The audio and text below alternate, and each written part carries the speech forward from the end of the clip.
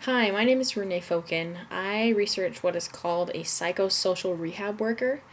And what it is they can work in groups or they can work one on one with an individual to where they help them develop more social skills or a different skill that will help them be able to be more functional in society. And a lot of times, so you only need a bachelor's degree to do this kind of work, but most of the time you'll be under a supervisor who has a master's degree or higher. And a lot of the cases that they do, they work with the state. The state actually hires these agencies to take care of these people, whether they're children, adolescents, or adults alike. They assign them to these agencies, and they tell the agencies kind of like how many hours they're allotted to spend with these people and to help them and train them to learn these new skills. And then the psychosocial rehab worker comes in and they take those people one on one usually, and they will help them train for those skills. On average, when I was talking to Michael Williams, who's the source that I got all this information from, when I was talking to him, he said that on average they work about 30 hours a week. Typical stressors of this job actually are mostly political. A lot of times your supervisors will ask you to do those things, but often to do it in a shorter time, or they want you to essentially get paid for or get the hours needed so that the state pays the agencies.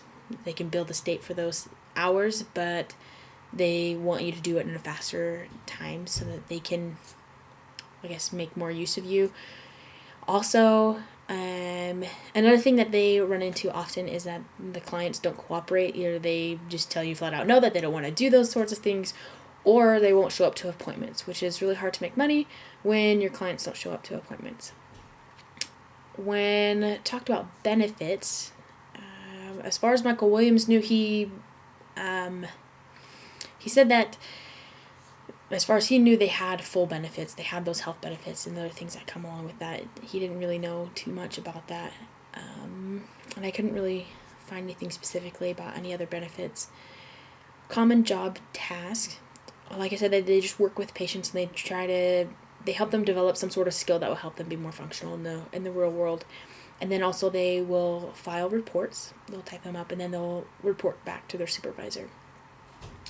As far as education requirements, most of the time it's just a bachelor's degree. And sometimes they will ask you to have a license of some kind, but that's not always the case. As far as salary range goes,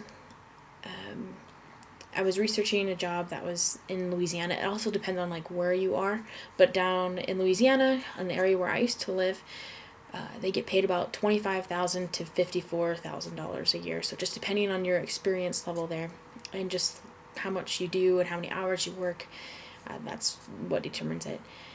Miscellaneous career information, as far as that goes, I mean, obviously it's going to be rewarding. You're working with people, you're helping them, they're progressing, and a lot of times, so to get this job, you don't necessarily need to have a bachelor's degree in the social science field, but if you don't have a bachelor's degree in that field, then they require you 1 year of experience in a social science field. And so that helps. So like but I could get this kind of job right when I graduate from here. Like I said, most of my information came from Michael Williams.